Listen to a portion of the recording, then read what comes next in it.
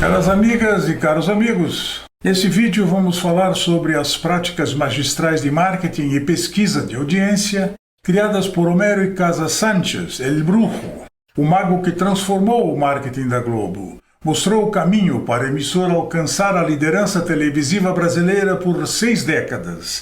E mais do que isso, estabeleceu os fundamentos para o invejável desempenho do marketing ao alvo da Globo.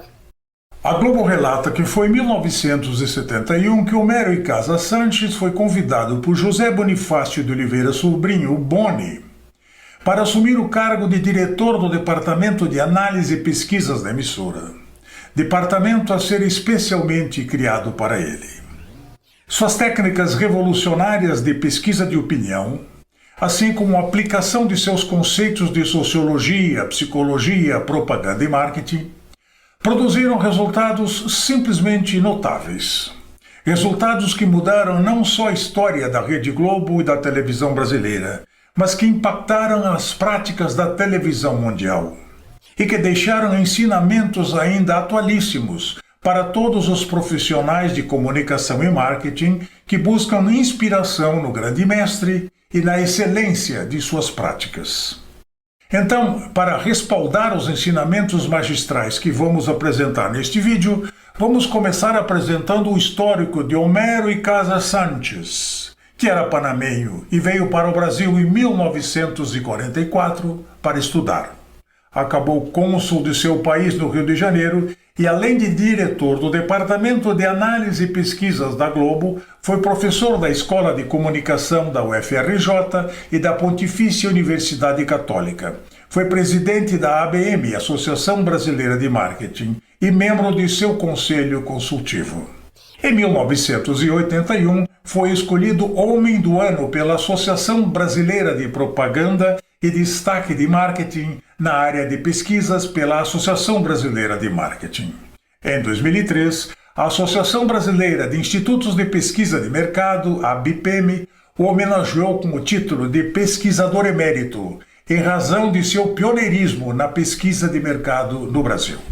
Mas antes de apresentarmos as aulas magistrais de El Brujo, vamos relembrar as circunstâncias que cercaram sua ida para a TV Globo do Rio de Janeiro. Roberto Marinho, o fundador da emissora, estava com 60 anos de idade e tinha 40 anos como empresário de mídia, sendo dono do jornal O Globo e da Rádio Globo no Rio de Janeiro, quando se lançou na empreitada de criar sua emissora de TV.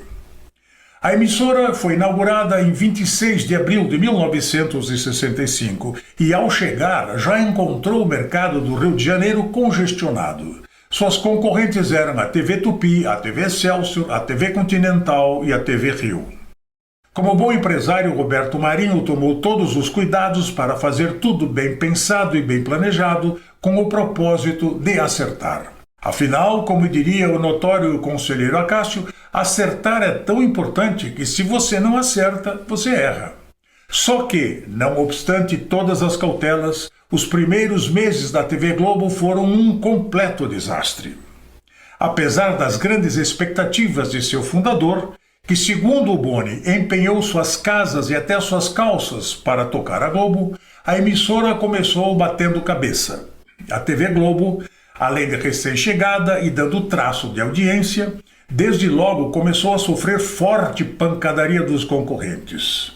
A maré anti-Globo estava tão forte que até o governador carioca da época, Carlos Lacerda, fez um enorme escândalo, acusando a emissora de ligações financeiras problemáticas com os norte-americanos do grupo Time Life. A melhor evidência do entrevero em que a TV Globo estava metida é que apenas 10 meses depois de inaugurada, a emissora se viu compelida a publicar nos jornais O Globo, no Rio de Janeiro, e no jornal O Estado de São Paulo, em São Paulo, um extenso esclarecimento à opinião pública. No esclarecimento, a Globo explicava sua relação contratual com o grupo norte-americano Time Life, a principal razão para os ataques que sofria e a causa da rumorosa CPI convocada pelo Congresso. Nos jornais, a Globo assegurava que a empresa era 100% brasileira. E Roberto Marinho dizia que seu grande patrimônio eram os 40 anos à frente da rádio e do jornal O Globo. No texto dos jornais, a Globo mostrava o real motivo da campanha contra ela. A razão principal dessa campanha pode ser encontrada por quem se dirigir ao Ibope. É que a TV Globo, sendo a mais nova televisão da Guanabara, já conquistou o primeiro lugar em audiência. Pelo mesmo Ibope, se verifica que a estação de televisão do denunciante se encontra em penúltimo lugar. No caso, o denunciante era o deputado federal João Calmon, figura caricata, que era o dirigente máximo dos Diários Associados. E a tal TV em penúltimo lugar era a já falecida TV Tupi. Mas o importante é saber como se deu a virada de mesa. Como a Globo pulou do último lugar para a liderança na audiência em tão poucos meses? Bem, Roberto Marinho, vendo que a TV Globo fazia água por todos os lados, concluiu que as coisas descambavam porque seus diretores não entendiam patavina de televisão, posto que vinham de jornal e do rádio. Daí que resolveu que precisava de uma cabeça que entendesse o mundo televisivo. Um mundo novo, feito de imagens, movimento e emoções, e bem diferente do mundo modorrento do jornal e do rádio. Por isso, chamou Walter Clark, então um jovem na faixa dos 30 anos e que vinha fazendo um belo trabalho como diretor da concorrente TV Rio, e entregou a ele a direção geral da TV Globo. A mudança foi instantânea.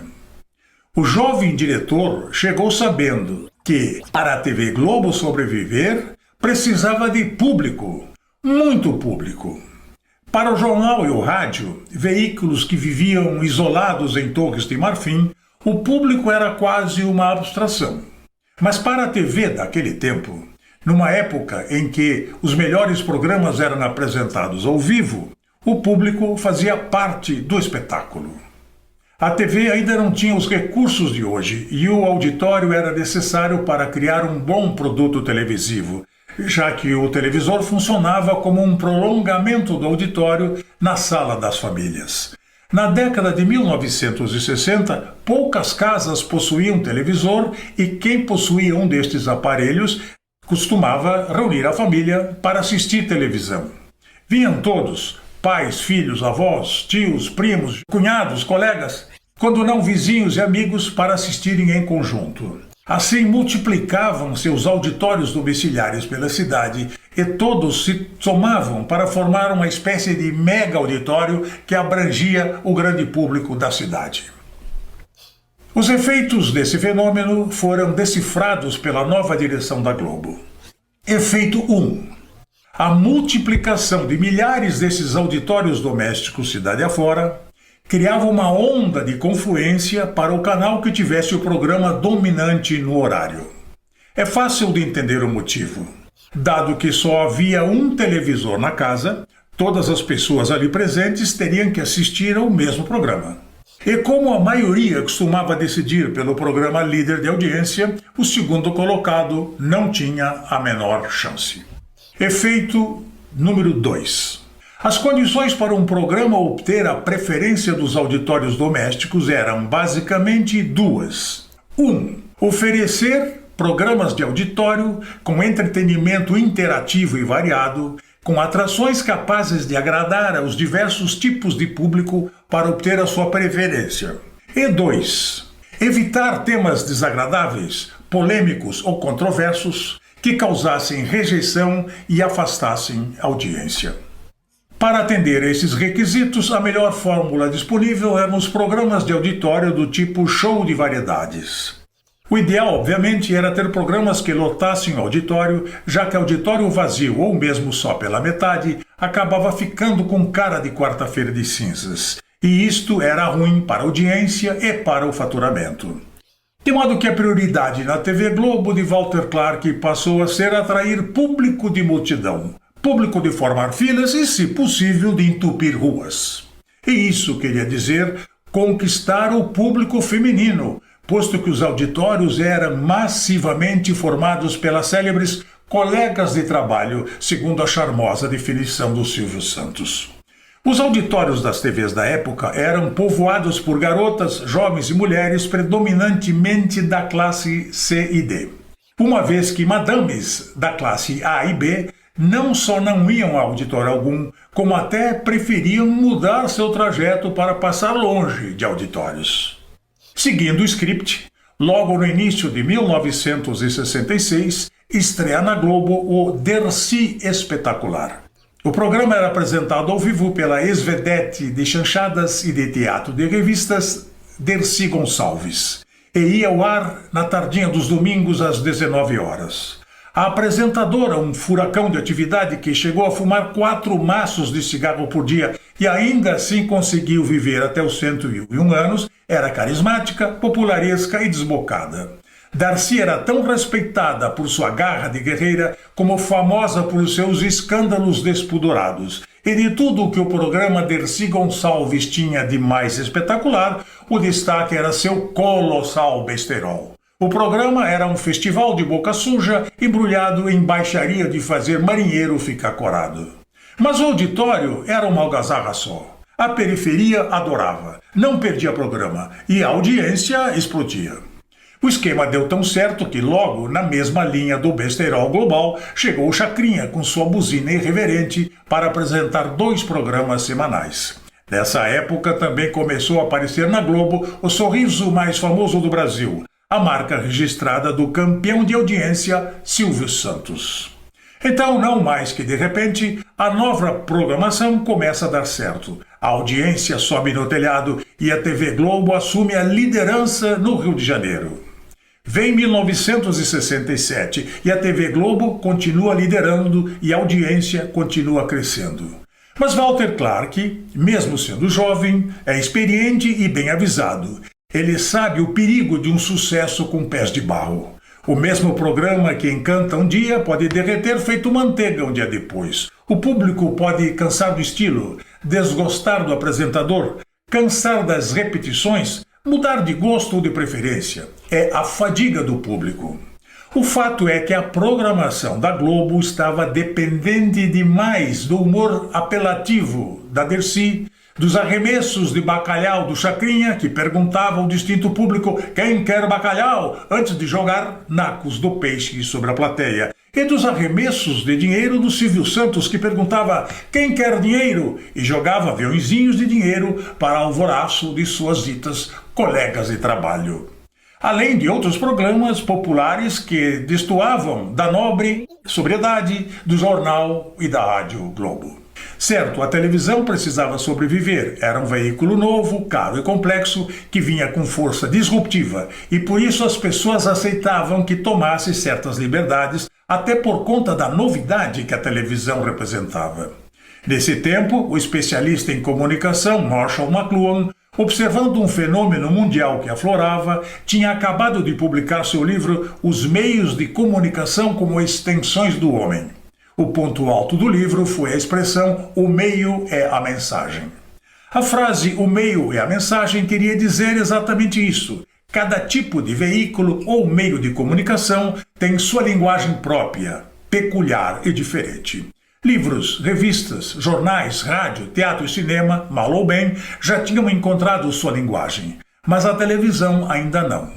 Tratava-se de uma criatura recém-chegada, mais complexa e abrangente, que misturava elementos de todos os outros meios de comunicação, mas era substancialmente diferente e, por estar em seus primórdios, ainda tateava no escuro.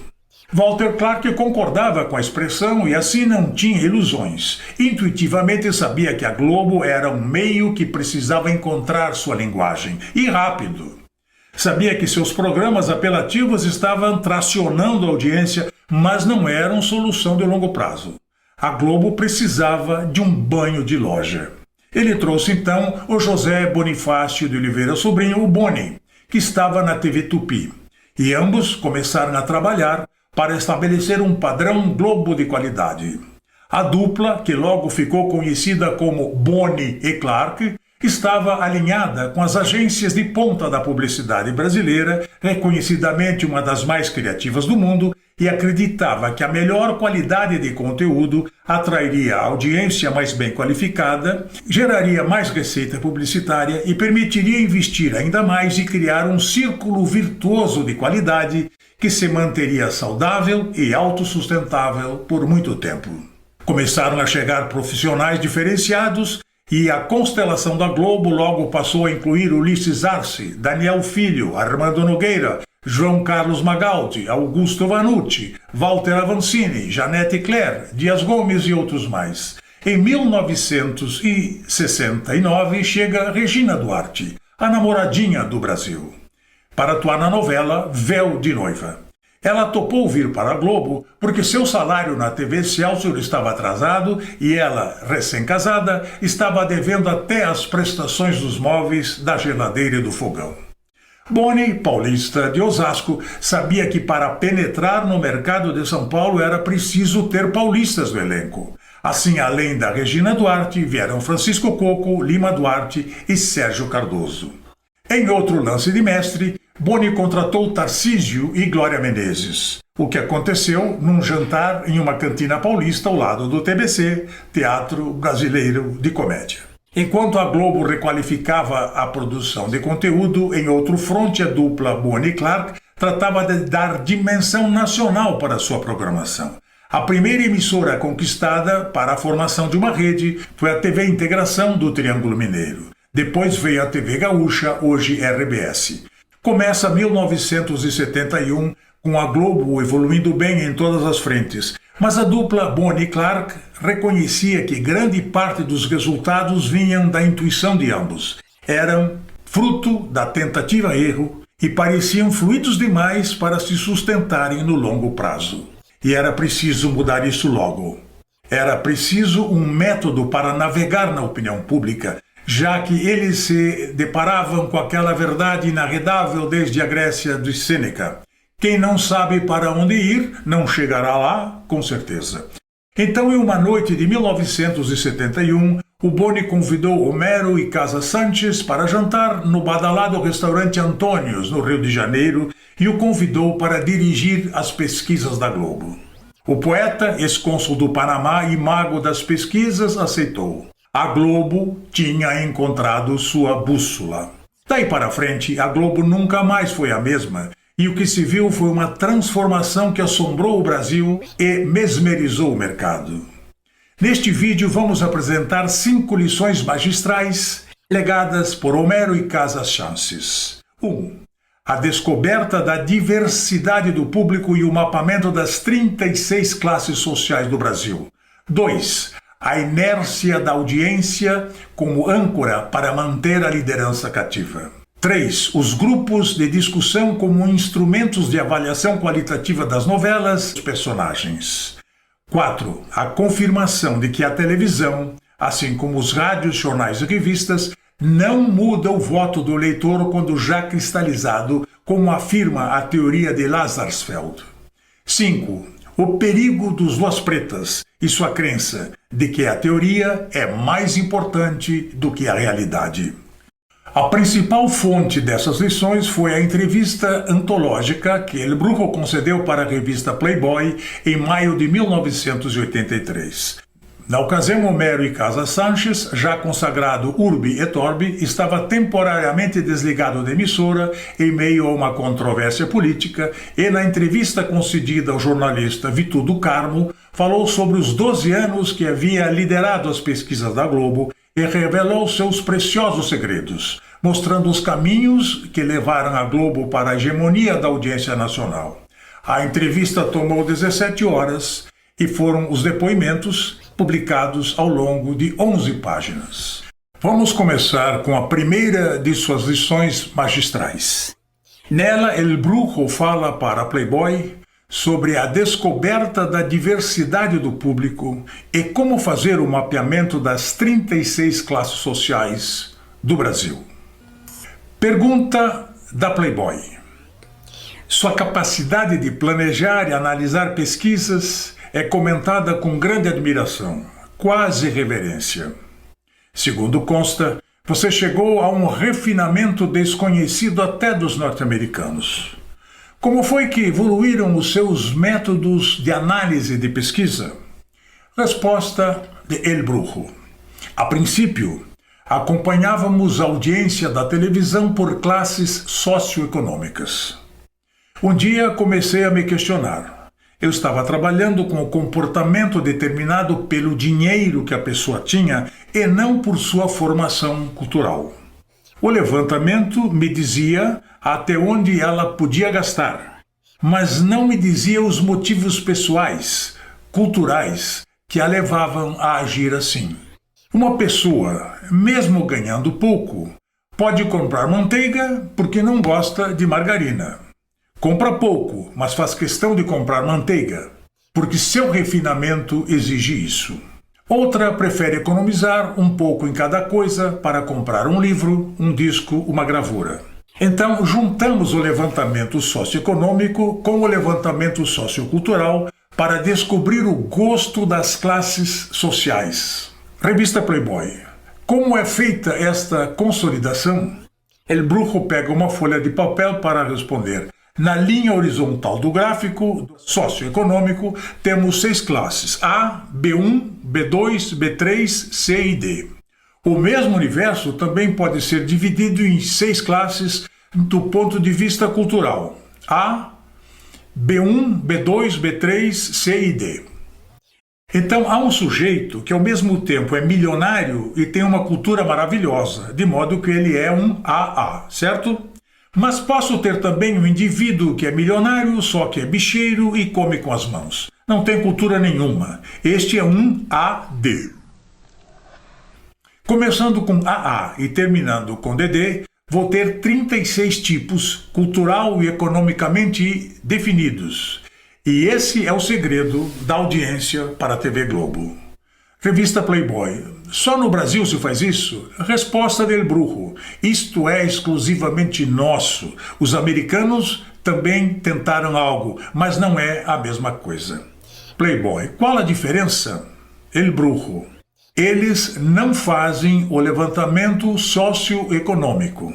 Por isso, a base socioeconômica de suas pesquisas pode ser muito elástica. Nós não. Se sabemos que temos 3% de classe econômica A na população, na nossa pesquisa vamos entrevistar somente 3% da classe A para saber como a população se comporta culturalmente. Playboy. Suas pesquisas na Globo, portanto, iam muito além de medir audiência. O que elas revelavam, El Brujo? Veja, mesmo o primeiro grande levantamento socioeconômico que fizemos em 72 ou 73 foi uma maravilha. Foi feito nas 5 praças onde a Globo tinha estações na época: Rio, São Paulo, Belo Horizonte, Brasília e Recife. Eu queria saber o que o morador desses lugares comia, como se vestia, como gastava seu dinheiro, quanto sobrava. Foi a coisa mais bonita que já planejei e ajudei a fazer. Um desses levantamentos apresentou uma surpresa. O secador de cabelo aparecia num dos primeiros lugares na intenção de compra de eletrodomésticos. E aí se descobriu que os rapazes estavam usando o secador da mãe ou de uma irmã porque já usavam o cabelo mais arrumado. Pergunta da Playboy. De que modo a Globo aproveitava isso? Resposta del Brujo. Essas pesquisas nos traziam subsídios valiosíssimos para avaliarmos melhor a programação, porque passávamos a conhecer melhor o brasileiro. O telespectador não é uma projeção do aparelho de TV. A televisão precisa conhecê-lo como ser humano. Dispondo desses dados, a partir de determinado momento, passamos a estudar a programação antes dela ir para o ar. Eu recebia as sinopses das novelas e analisava a adequação de seu conteúdo ao telespectador. Elas deviam atender às expectativas de cada uma das classes sociais que compunham a audiência. Pelas sinopses, você pode apontar falhas no comportamento dos personagens. Eu podia dizer: este personagem é classe B2 ou B3 porque tem apartamento alugado e tem um carro, mas não está agindo de acordo com sua classe. Ou então, este indivíduo é classe C, mas não quer estudar, não quer subir na vida. Isto não é possível. Pergunta da Playboy. Como os autores reagiam quando as sinopses eram devolvidas com essas ressalvas? El Brujo. A essa altura, os capítulos ainda não estavam escritos. Mas nós não dizíamos como ele deveria escrever. Só mostrávamos a coerência ou não dos personagens. Além disso, os autores não tinham nenhum contato direto com a divisão. Agora, eles adoravam a divisão, que era uma bússola e que dava o mapa da mina. Posso dizer que até discordavam, mas o resultado éramos pontinhos na audiência. Concluindo a primeira aula das práticas del Brujo, vimos que o conhecimento da diversidade do público e o mapeamento por classes sociais da audiência televisiva do Brasil permitiram à Globo um ajuste fino de sua programação e ir ao encontro do que seu público desejava. Esse é o grande segredo de sua liderança por 6 décadas. A segunda aula magistral mostra a importância da inércia na aquisição e manutenção da audiência como âncora para manter a liderança televisiva. Esse fenômeno pode ser observado em outras áreas do mercado, onde o prestígio de uma marca cria fidelidade e preferência inercial. Mas vamos voltar à entrevista. Playboy. As novelas da Globo continuarão imbatíveis por muito tempo? El Brujo. No dia em que outra televisão der uma opção ao telespectador, essa concorrente ainda terá que esperar 3 anos para empatar com a Globo e começar a arranhar sua estrutura de novelas. Se você tirar o bone da Globo e botar numa concorrente, a Globo continuará líder de audiência no horário nobre das novelas por mais 3 anos. Playboy. Se uma concorrente quiser inverter essa situação mais rapidamente, quantos homens precisará tirar da Globo? El Brujo. 20 homens. 20 homens da área do bone, que é o responsável pelo produto, aquilo que vai para o ar. Playboy. Mesmo com os 20 homens? El Brujo. Meu filho, para conquistar audiência demora muito, é preciso formar um hábito. A dificuldade para o telespectador perder o hábito é na mesma proporção. O sujeito está acostumado com o aparelho dele ligado na Globo. Quando o aparelho pifa, vem o técnico, abre e tira uma pastilha boa que faz pegar outro canal e bota para pegar a Globo. Ele diz, olha, para não ter que comprar uma peça nova eu fiz isso, só que não vai pegar bem o outro canal. E o dono do aparelho diz, tudo bem, eu não vejo mesmo o outro canal. Playboy. Quando um artista sai da Globo e vai para outra emissora, deve sentir muita diferença. El Brujo. O Chacrinha, quando se mudou para Bandeirantes, foi um desastre. Chegou a dar 4% de audiência. Playboy. Na Globo dava quanto? El Brujo. Uma vez fez um especial que deu 70%. O que aprendemos nessa aula é que devemos agir de forma estudada. E depois de tomar uma ação, devemos dar tempo para o mercado reagir, sem tomar medidas assodadas. Sobre o imediatismo, Homero acrescentou, a TV Tupi criava um programa novo, com bom conteúdo, original, eu via e dizia, vai pegar. Só que ele entrava no lugar de outro que estava dando, digamos, 8%. Esses 8% eram o resultado final e o pessoal que via esse programa ficava contra o novo programa. Esse dava então 6% na primeira semana, na segunda dava 5%, depois 4%, podia chegar a 3%. Mas depois começaria a subir. As pessoas começariam a dizer, tem um novo programa aí, sabe? A outra pessoa dizia, não sabia, não vi, mas vou ver na semana seguinte. Acontece que quando chegava na 5ª semana, a Tupi cortava o programa. E a TV Tupi fazia o que o Dr. Roberto Marinho teria gostado que ela fizesse. Cortava o programa que tinha condições de crescer. A lição magistral número 3 revela a importância dos grupos de discussão como instrumentos de avaliação qualitativa das novelas e de outros programas da Globo. Para direcionar as novelas, El Brujo adotou a sistemática dos grupos de discussão. Essa dinâmica de discussão em grupo já era usada em marketing há muito tempo, mas Homero inovou ao usá-los para avaliar os roteiros e as linhas gerais das novelas.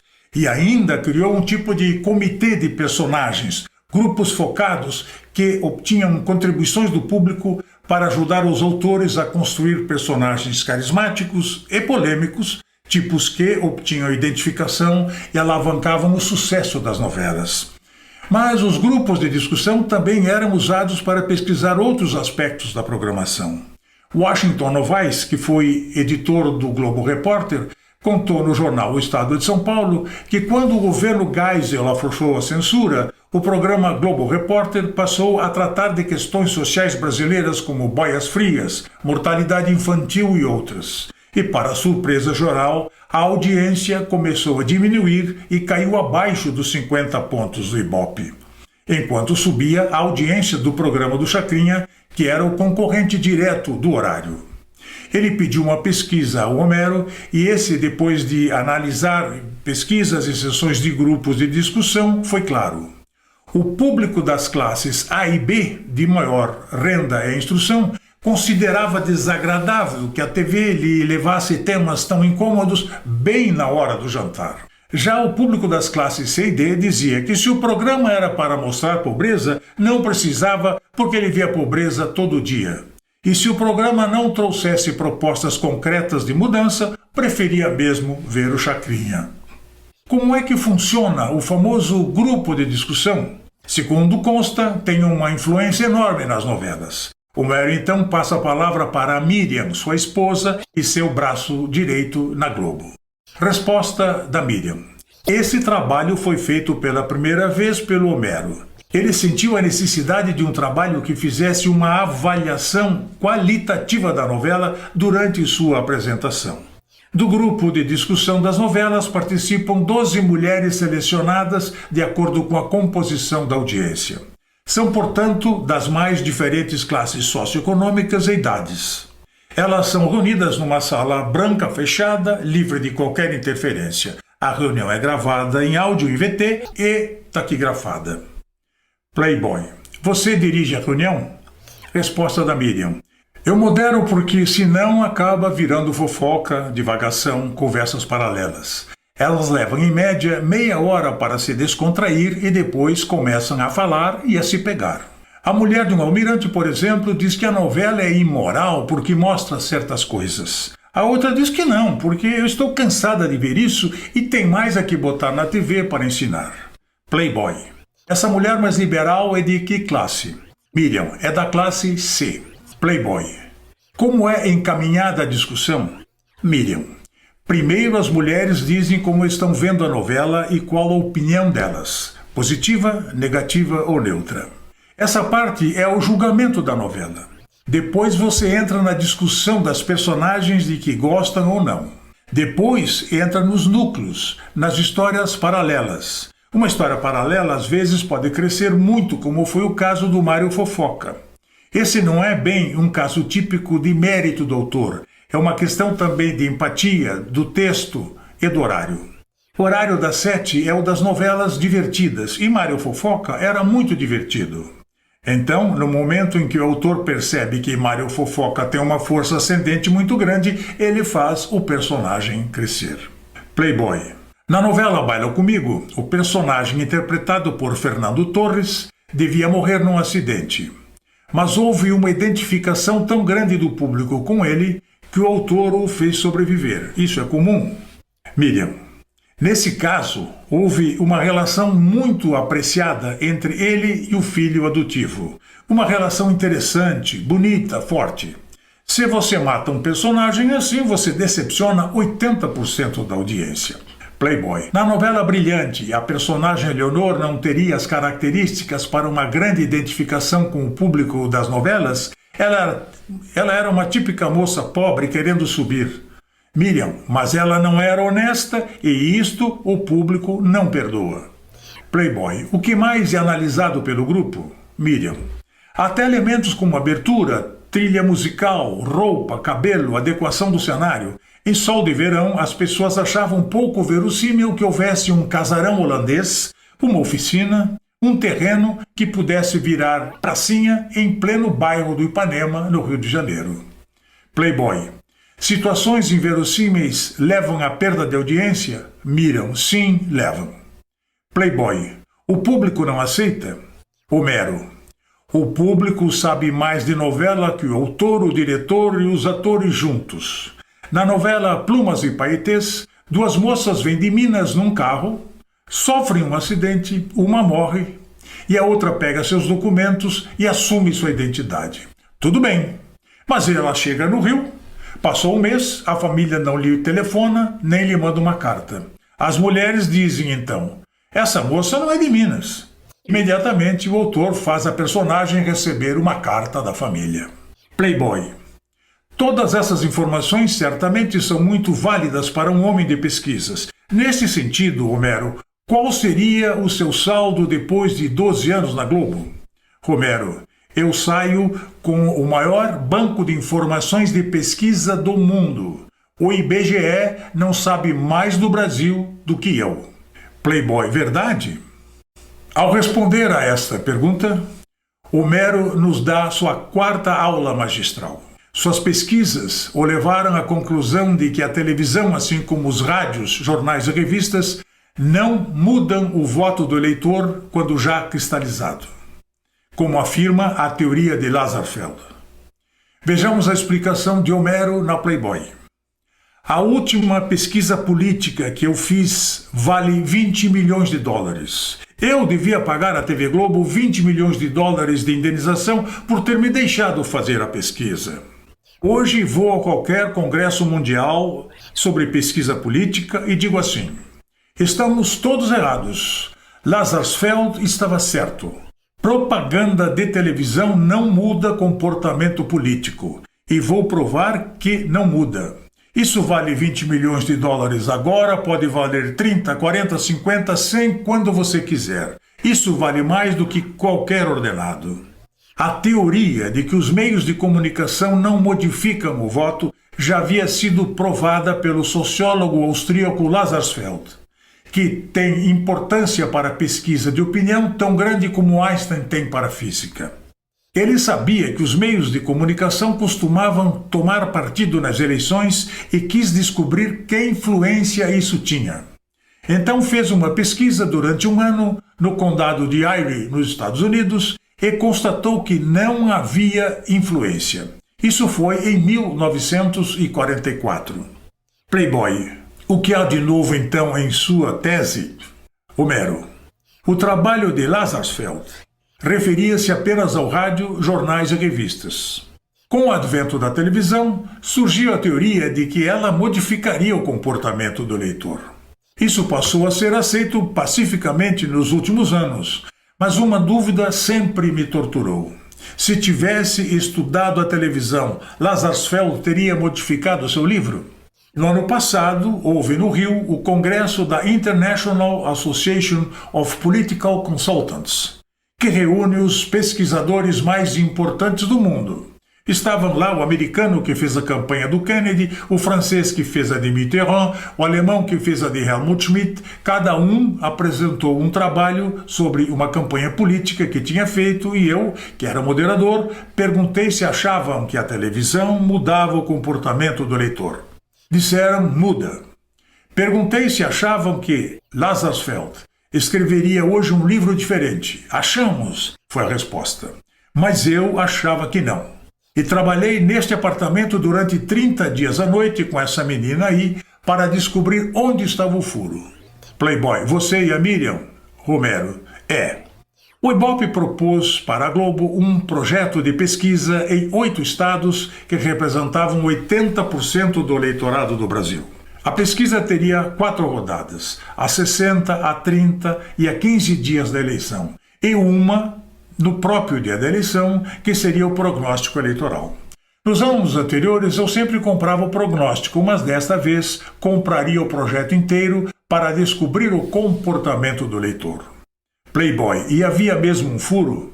Homero, sim, e consistia no fato de que esse tipo de pesquisa sempre fazia a seguinte pergunta: se a eleição fosse hoje, em quem você votaria? O sujeito respondia e o resultado era divulgado. Mas isso não significava que ele votaria no candidato que indicou. Podia ser apenas um voto de simpatia momentânea. Era o voto daqueles que um dia escolheriam a Sandra Cavalcante, amanhã o Miro Teixeira, depois o Brizola, depois o Moreira Franco. Tinha que haver, por isso, uma outra pergunta antes daquela.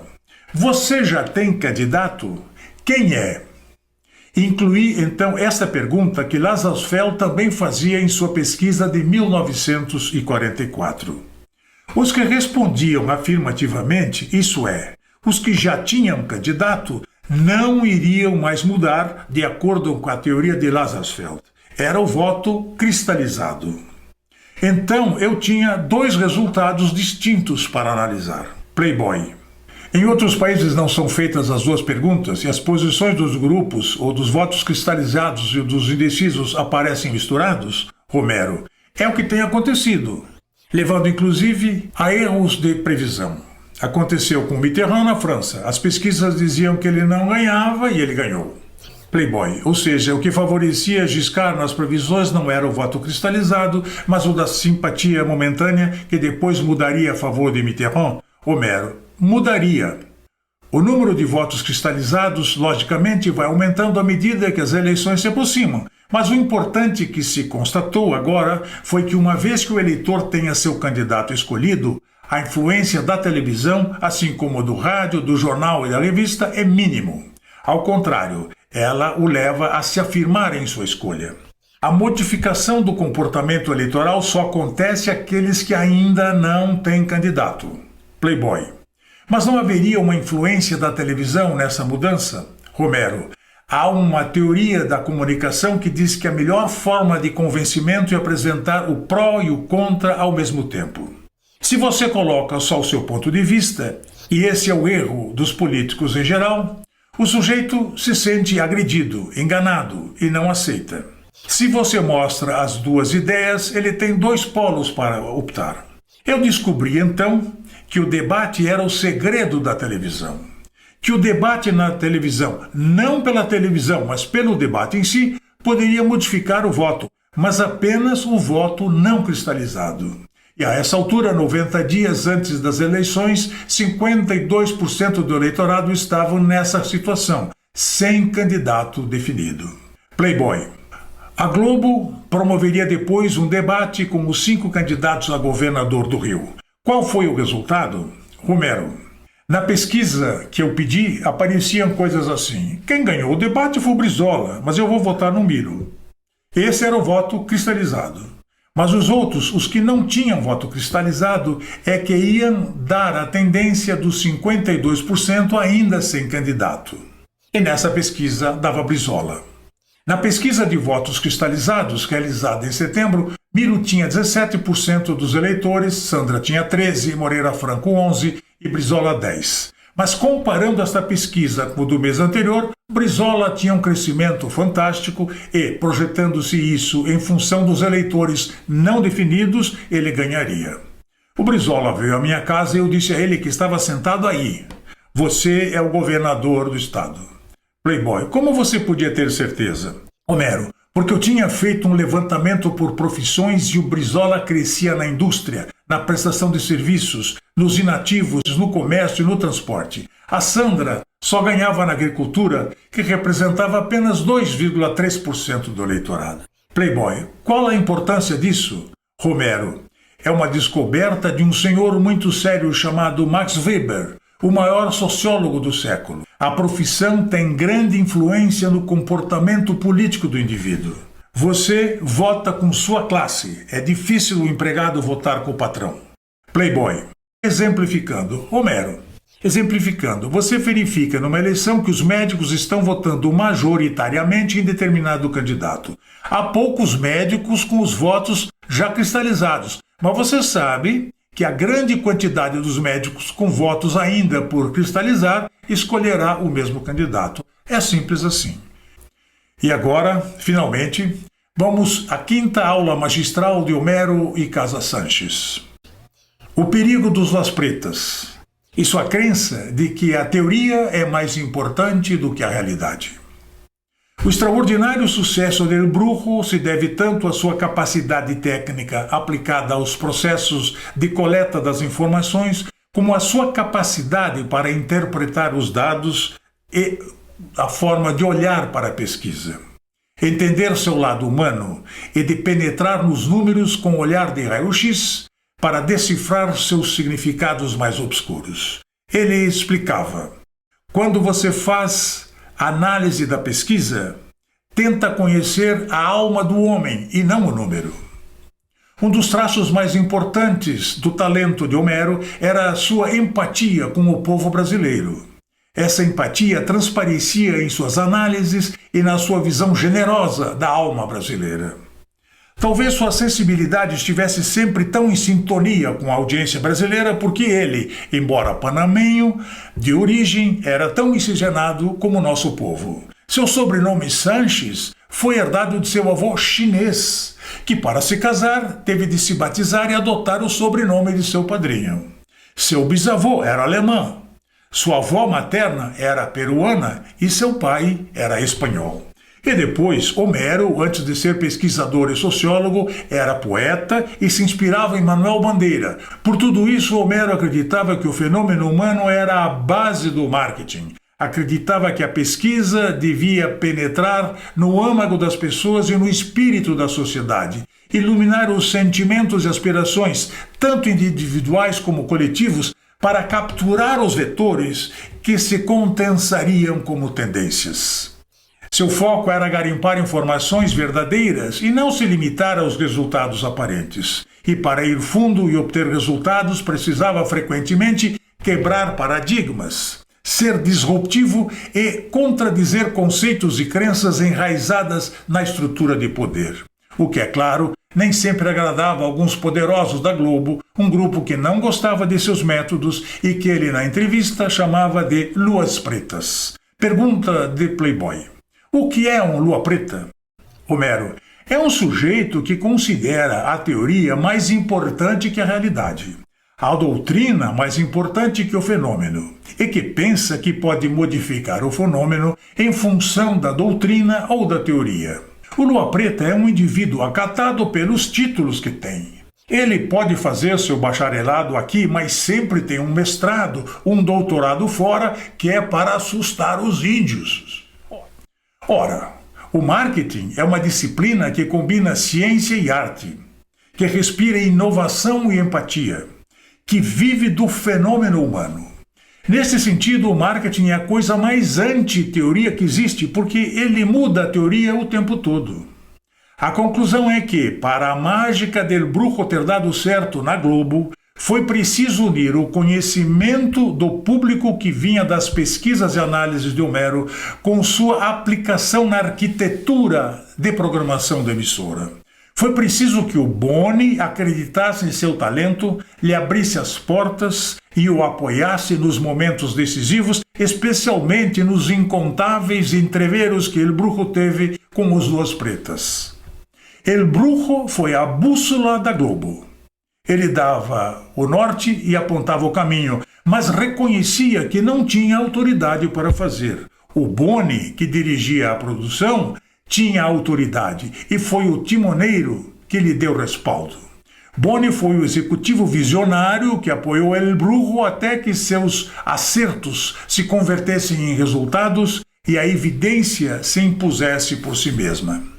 E aí está a Rede Globo, merecidamente festejando 60 anos de liderança inconteste.